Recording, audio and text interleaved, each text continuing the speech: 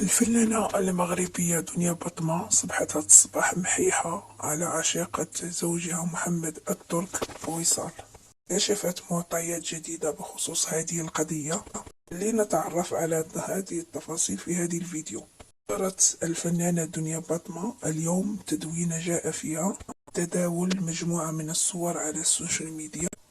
البنات كلهم سميتهم وصال. كنبغي نقول لكاع دوك الصحفاحات لا ماشي هما هادوك، راه وصال اللي كتقلبوا عليها، اللي كنهضر عليها بعيدة كل البعد على جمال دوك البنات اللي نزلتو. وشكرا.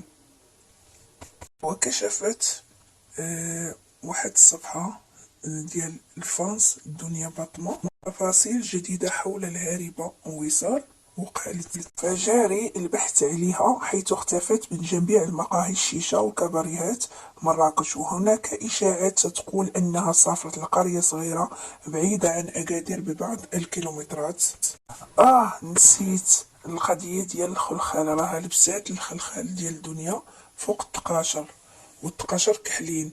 كرهاتني في الخلخال ديالي يومين ما درتوش. انا غادي نطوع ونوصفها لكم. شعرها قهوي وقصيورة ومطيبزة، والله على ما اقول شهيد. ونسيت كيعجبها الشيشة.